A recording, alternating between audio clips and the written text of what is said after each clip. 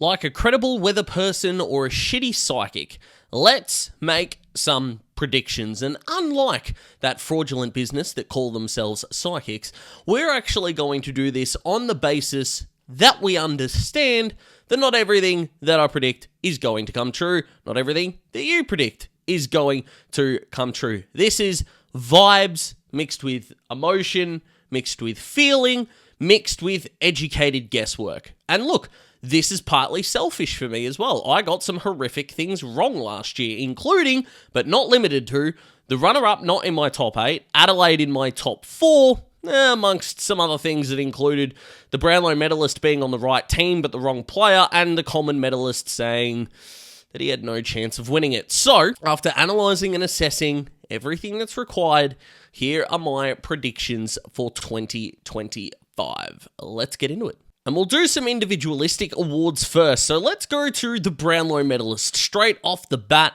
And I'm going with Caleb Sarong. I think with Hayden Young out early on in the year, and it may take him a little while to get going, there is only going to be Andy Brayshaw from a pure midfield point of view in order to take votes off Caleb. Now, Andrew didn't poll fantastically well in last year's Brownlow either, so I like what I'm seeing there. I think Freo are going to be good enough this year in order to garner him the right amount of votes, and I know that the gap between Freo and Carlton last year, when of course Cripps got his 45 votes, was only 2 spots on the ladder. Alas, I think Freo are going to go better than that this year, and yeah, guys like Tracy and Amos and Bolton and Ryan and Jordan Clark and others are going to play well in those games as well. The more you win, the best chance that you get, theoretically. Now, Bont, of course, is going to be an easy pick. Nick Dacos is going to be an easy pick. Harry Sheasel should be the easy pick here. I still think it's going to take a 2019 Nat Fyfe season better than that in order to get a Brownlow medal for the Shees. I think that North are going to have to win 8-9 games for him to do that. In order for North to do that, though, you're going to get the increased output from Luke Davies-Uniacke, who polls really well, as we saw last year. Nick Larkey, I think, up forward's going to have to do some nice things. You've still got Colby McKercher, these kind of guys. Tom Powell, who's had a really good preseason that could potentially take votes off him. So She's 26 could be the go. I promised myself that when I did my 3 bold calls video, at least one of them had to stand true in my actual predictions, and I'm still the most confident out of those 3 in Ben King being the Coleman medalist. I just think with Richmond's play, Daniel Rioli, John Noble off that halfback flank, you've still got Noah Anderson who's got pace there, Tuke Miller with his two-way running, although he was poor last year, Will Powell, amongst others that are going to hopefully get bigger and better ball movement from Gold Coast moving forward. Fingers across. I think Ben is a kind of boring forward, which is why he's not rated that highly. Reminds me a little bit of Josh Kennedy in that regard. You had guys like Rewalt, Hawkins, Franklin, these guys that were winning Coleman's whilst Kennedy was in his prime, and so did he. So I think Ben could add that to his repertoire absolutely, but he only really gets talked about the kind of same thing as Josh outside of the Judd trade, when he destroys your team. And I think he can start doing that this year. So I'm going with Benny. To the rising star, and I don't think I've been more excited for a contingency of rising star players than I am in 25. When you think of Caddy, Keiko, all of the, especially from Essendon's point of view, of course, Murphy, Reed, all of these particular players, and a bunch more, because I don't really want to spoil my pick just yet, on who you're going to get to here. Sid Draper as well. Sam Lawler would definitely be up there without the fractured jaw. Josh Smiley's not going to relatively be fit. Jasper Alger is going to be interesting to see if he can get some games early. I'm going with Finn O'Sullivan. I just love the way he acts and composes himself with ball in hand. Jagger Smith was the same, although they go about the game differently.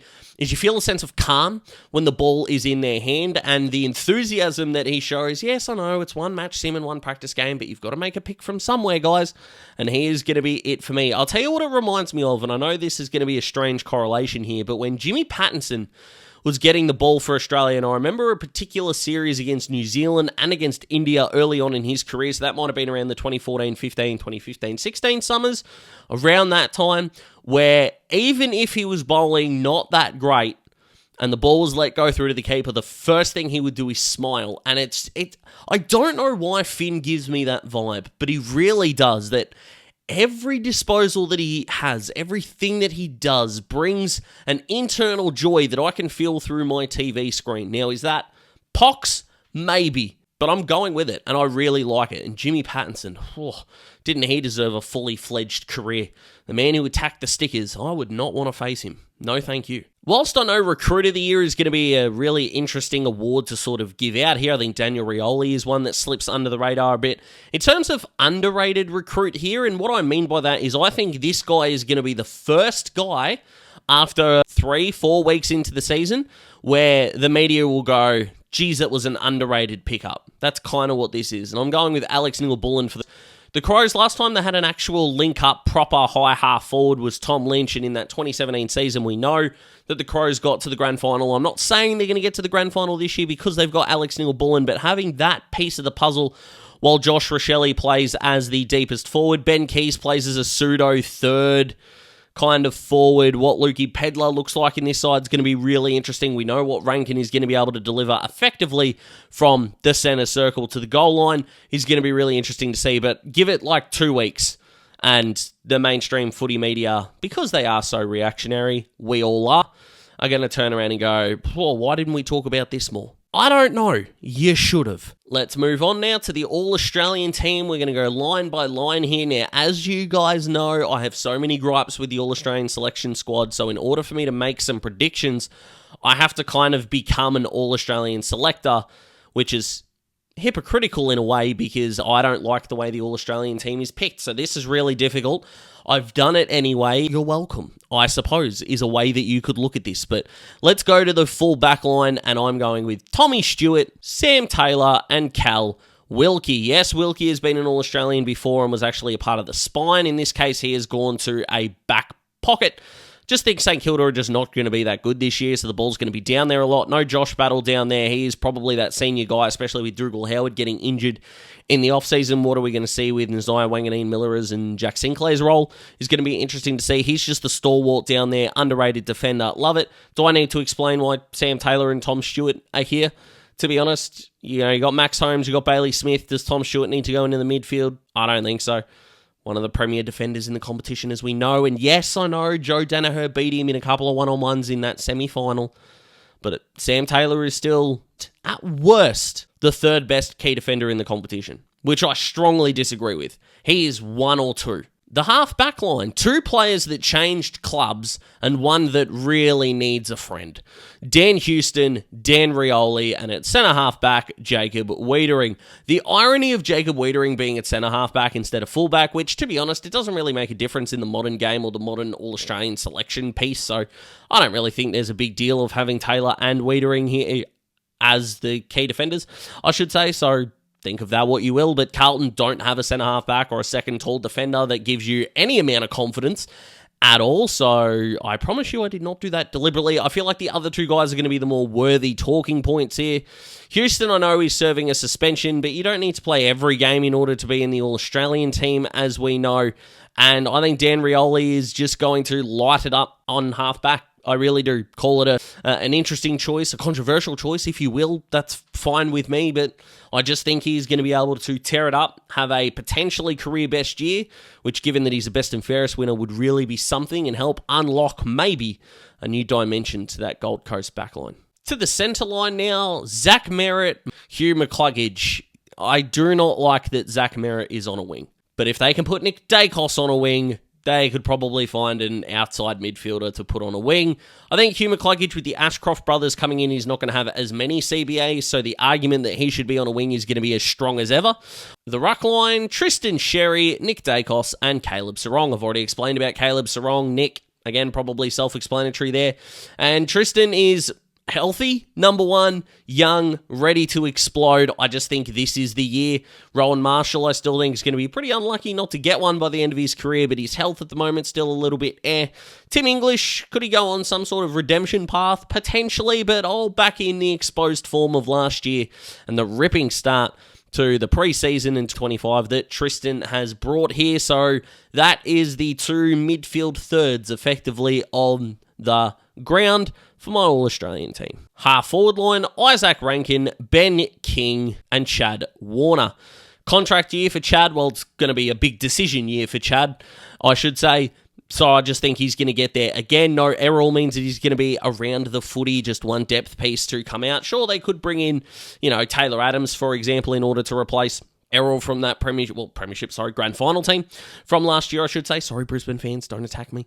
And he can roll that way. I've just got faith in Isaac Rankin turning it on for a full season and ending up with a Blazer. And as I've explained, Ben was my Coleman medal pick. Need I say more? Not really. Let's go to the full forward line, where Charlie Curnow, Nick Larkey, and Tom Papley find themselves. 3 talls this year. I know it might be controversial again. It's happened before in this format, so who knows? I don't see Charlie having so bad a year he doesn't end up with a Blazer. I am massively on Nick Larkey this year, mainly because of Jack Darling, which is an astounding sentence to say, but it's one that I genuinely agree with. That extra body not getting back on Nick is just going to make his year go better and better. It would not surprise me that in the last sort of 10 games of the year, Nick kicks more goals than anyone else. It's going to be a little prediction that I go with there, and I said in my leading goal kicker video for the Swans that it wouldn't surprise me if Tom Papley was All-Australian. We need a more traditional small forward, I should say. He is it. And I've only got 4 on the bench, so sue me. I don't know whether they're going to do a sub or anything like that, but Jordan Dawson, Dylan Moore, Harry Sheasel, and Bailey Fritsch. I don't really think I need to explain these too much. I think with Melbourne's dynamic going into this year, there's going to be a lot on their young tall forwards, or even inexperienced tall forwards, I should say. So I think the Fritter could just absolutely tear this year apart as kind of an underhyped forward there. Dylan Moore's got a lot to bounce back from, considering that he didn't have a great final series. And look, you don't want to take too much away from the match sim, but he wasn't great in that game either. So fingers crossed he can bounce back, my man. And Harry Sheasel is, I think, my second favourite non-Hawthorn player in the competition behind Zach Butters. And that's a big call, considering that Sam Taylor, who's in this team, Sam Collins, who is not, and a myriad of other players. It is a big call, but that's it. That's my All-Australian team. You're going to disagree with a lot of it. That is okay. So let's go to the top 8, and I'll do the top 4 first. So Geelong, Brisbane, Fremantle, and Sydney. Geelong, I did a Why is a Geelong Underrated video a while back that did really well, which I'm appreciative of. If I had to sort of look at that video now, I still agree with all the points that I made in that video, but I think it's now Geelong are now more underhyped than underrated, considering that mainstream footy media is back in full swing, so now they're getting spoken about a little bit more. That's fair. Brisbane, like I said, I'm not worried about Brisbane's performance in the home and away season. I am still a little bit worried about the finals, but Ty Gallop's had a really good year. We'll see what Logan Morris is going to be able to do on the field. Will him and Hipwood be able to go together? We'll see. I'm pumped to find out. I think Rayner plays more forward. All-Australian smoky chance there. My man Zach Bailey as well. Going to be a chance to genuinely explode. We'll see how that goes. Freo, you guys know if you've watched any of my content over the off-season that I'm high on Freo, and I've talked about them a little bit in this video already. And then I think Sydney are kind of, again, going under the radar a little bit. I know they got smacked in last year's grand final, but this has got Chris Scott taking over from Mark Thompson vibes in 2011. I'm not saying they're going to win the flag. Genuinely would not surprise me if they went back to the granny, though, or played an excellent prelim, you could say. Now, I know they didn't do that in 23 and lost in the first week of the finals, so what do you do with that? Well, I think the answer to that question is, how much do you believe? I'm a believer. Call me the monkeys, if you will. And then the bottom 4 of the 8, GWS, Hawthorn, Collingwood, and Carlton. Now, I had GWS missing the 8 in my bold calls video. I don't know how to feel about the Giants, but when assessing Port Adelaide, Adelaide, Gold Coast, Melbourne, if you want to believe in them more than I do, but I really don't. I'm sure I've the Bulldogs. I still think GWS are largely better than them. Port Adelaide, I think I would have a lot more faith in if they had one key defender healthy at this point in time, which at the time of recording, which is Sunday, they don't. So, hard to put a lot of faith in them there. I know they're going to play hard for Ken and try and get as close as they can to that. I can completely understand if you think the Port Adelaide one is wrong. Hawthorn, I think, not Fox Footy, someone might have been on afl.com.au. I think I saw it. Someone had Hawthorn finishing on top of the ladder, which I'm really interested that people have got that level of faith, but It's just giving the recency bias vibe, in my opinion. The Hawks are going to be fine this year. I've talked enough about the Hawks this offseason, so we can move on from there. The Pies fully fit, I think, are super dangerous, but they really are 2 injuries away from a season that is in a little bit of a heap. To be honest, key defender or key forward, they're in big trouble. Billy Frampton may have done what most people think is a really good job on Harris Andrews. I still don't think he had that massive of an impact on the game personally, but I digress. Is not the answer. I don't think, not in 25 at least. So for whatever that is worth, that's where I stand there. And Carlton, again, speaking of teams that are underrated, but I've talked about the Blues in a previous video. They're not as injury-riddled as you think they are. They've still got youngsters coming through. They're going to be able to tinker a bit. And I think when they walk out and beat the Tigers by 6.5 goals, everyone's going to calm down about Carlton a little bit. So there you go. And who do I think is going to win the flag this year? Well, Hawthorn fans are going to hate me for this, but my premiership tip is Geelong.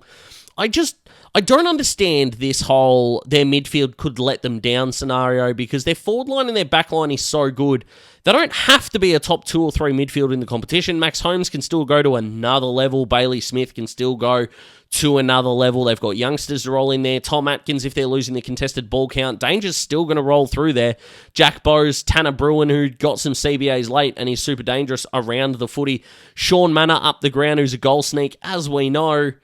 I just think their rotation, their depth, the way that they're coached, Geelong are going to be fine, and I think they're going to win the Cup this year. So they're my prediction, guys. Comment below. Let me know what you think. Like the video if you like the video. Subscribe to join the Daz Talks Footy family. I'll be reacting to your hot takes in the next video, the last video before footy starts. Fingers crossed it is Thursday, but if the weather is not great, just reschedule it to when they have their bye, guys, which I think is round 3. Not that difficult to do, or that may have been announced by now. I have no idea. I can't predict the future. Okay, so have a good one, guys. Thank you very much for watching, and I'll see you in the next one.